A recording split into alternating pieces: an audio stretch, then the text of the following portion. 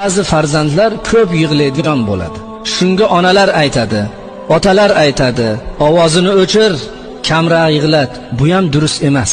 Chunki kitoblarda bayon qilinadiki, farzand onadan tug'ilgandan keyin 4 oygacha uni yig'lagan yig'isi oddiy yig'i bo'lmas ekan. 4 oygacha la ilaha illalloh deb yig'lar ekan farzand.